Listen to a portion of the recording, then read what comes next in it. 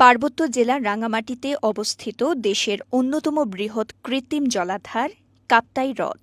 ৬০-এর দশকে বিদ্যুৎ কেন্দ্র স্থাপনের জন্য কাপ্তাই বাঁধ নির্মাণ করা হলে সৃষ্টি হয় এই বৃহৎ কৃত্রিম জলাধারের।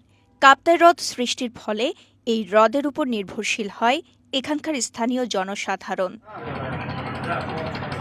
রাঙামাটির কয়েকটি উপজেলার মানুষ কাপ্তাই হ্রদের মাধ্যমে নিয়মিত নৌপথে যাতায়াত করে। এবার অনাবৃষ্টির কারণে মাত্রাতিরিক্ত হারে জলাধারে পানি কমে যাওয়া একদিকে বিদ্যুৎ উৎপাদনে যেমন প্রভাব পড়ছে, তেমনি বেড়েছে মানুষের দুর্ভোগ। এদিকে কাপ্তাই হ্রদের পানি কমায় এর নেতিবাচক প্রভাব পড়ছে অর্থনীতিতে। কারণ এখানকার কাপ্তাই জেটিঘাট বাজারে আগের মতো পণ্যদ্রব্য, মৌসুমি ফল, ফসল আসছে না। নৌপথে ভাড়া বৃদ্ধি, পানি কমে যাওয়ায় অনেক পাহাড়ি এলাকার সাথে যোগাযোগও বন্ধ হওয়ার উপক্রম হয়েছে। এতে একদিকে যেমন স্থানীয় ব্যবসা বাণিজ্যের উপর নেতিবাচক প্রভাব পড়ছে, তেমনি অন্যদিকে কাপ্তাই জেটিঘাটের উপর নির্ভরশীল শ্রমিকরা হয়ে পড়ছেন বেকার। মালামাল যদি পানির কারণে আসতে পারে না, তাহলে তো আপনার বোট ভাড়া বেশি, তেলের দাম বেশি। এখন পানি নেই, এখন বোটালারও কষ্ট, আমাদের শ্রমিকেরও কষ্ট। বোটালার হয়, শ্রমিকের হয়, মালটা আসতে পারতেছে না, বুঝলি, বিলের যেতে সমস্যা হয়। বেশি থাকলে আমাদের কেলা আসে, ঝাড়ু আসে, মানি ইত্যাদি বুঝছেন, পানি কমে যাওয়া মালটা আসতে পারতেছে না। বিভিন্ন জায়গা থেকে আমরা তরু তরকারি, বিভিন্ন রকমের কাঁঠাল, কলা, লেসুর দিনে লেসু, আমের দিনে আম, হলুদ, ফুল, গোসা, বিভিন্ন রকমের জিনিস আসে আমাদের ঘাটে। তো মনে করেন এখন পানি কমে যাওয়ার কারণে মনে করেন অনেক মাল এদিকে আসতেছে না, খরচ বেশি, মানে সবার কষ্ট। টানা সপ্তমবারের মতো বেস্ট টিস্যু পেপার ব্র্যান্ড হিসেবে স্বীকৃতি পেয়েছে বসুন্ধরা টিস্যু। সম্প্রতি কাপ্তাই জেটিঘাটে গিয়ে দেখা যায় কাপ্তাই হ্রদের পানি কমে যাওয়ায় এর বিরূপ প্রভাব পড়েছে এলাকা জুড়ে। বিশেষ করে নৌপথে চলাচলের চরম ব্যাঘাত সৃষ্টি হয়েছে। পানি স্বল্পতায় সঠিকভাবে ইঞ্জিন চালিত বোটগুলি চলাচল করতে না পারায় ডিঙি নৌকার ভাড়াও বৃদ্ধি পেয়েছে কয়েক গুণ।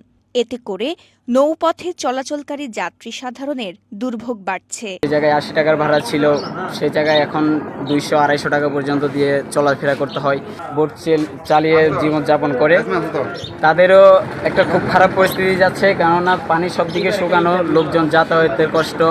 বাঁধ তৈরি হওয়ার পর থেকে আমার জানা মতে এখানে এখনো পর্যন্ত ভালো করে কখনো ড্রেজার করা হয়নি, এই ৫৫ থেকে ৬০ বছর। এই বুটের মধ্যে করে আমাদের এখানে পাহাড় থেকে গরু, ছাগল অনেক কিছু নিয়ে এখানে বিভিন্ন মানুষেরা ব্যবসা করে। কাপ্তাই নদী ভরে যাওয়াতে এখানে মানুষের জনদুর্ভোগ বেড়ে গেছে। বিভিন্ন শিক্ষার্থী, স্কুল, কলেজের ওখানে পাহাড়ের অনেকে জনবসবাস আছে, এদেরকে মানে চলাফেরাতে অনেক কষ্ট হয়ে যায়। খনন করে দিলে তাহলে এটা মানুষের জন্য দুর্ভোগটা আরও কমে যেত। এদিকে কাপ্তাই হ্রদে পানি কমাতে সবচেয়ে বেশি প্রভাব পড়েছে দেশের একমাত্র জলবিদ্যুৎ কেন্দ্রে।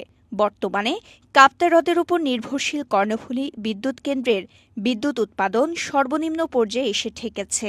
কাপ্তাই পানি বিদ্যুৎ কেন্দ্র থেকে প্রাপ্ত তথ্যে জানা গেছে, বর্তমানে বিদ্যুৎ কেন্দ্রে ৫টি ইউনিটের মধ্যে মাত্র একটি ইউনিট চালু আছে, যেখানে দৈনিক ৩৫ থেকে ৪০ মেগাওয়াট বিদ্যুৎ উৎপাদন হচ্ছে।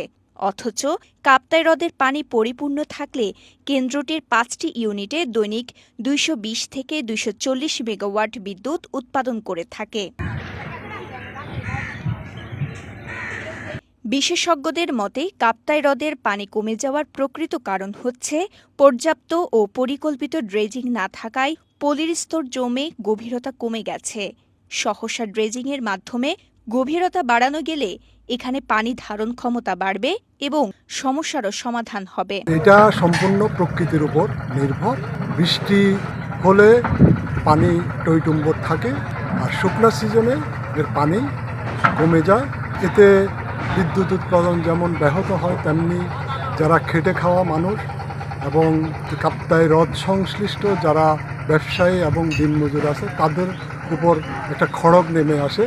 এছাড়া এই কাপ্তাই হ্রদের সাথে যাতায়াতরত প্রায় 5টি উপজেলা মানুষের অফিস, আদালত, এবং তারা কর্ম অভিমুখে যাত্রা করতে পারে না। ড্রেজিং করার ব্যবস্থা হয়, এবং ড্রেজিং করলেও আবার এই ড্রেজিংয়ের মাটি কোথায় ফেলবে, এছাড়া এর কোনো বিকল্প নেই। কাপ্তাই হ্রদের মোট পানি ধারণ ক্ষমতা মিনসি লেভেল অনুসারে 109 MSL। তবে গত শুক্রবার ১৬ মে বেলা ১২টা পর্যন্ত কাপ্তাই হ্রদে পানি ছিল ৭৭.৩০ মিন সি লেভেল। যদিও স্বাভাবিকভাবে পানি থাকার কথা ৯৩.৯০ MSL। রুল কার্ভের হিসেব অনুযায়ী বর্তমানে কাপ্তাই হ্রদে প্রায় ১৬.৬০ MSL পানি কম রয়েছে।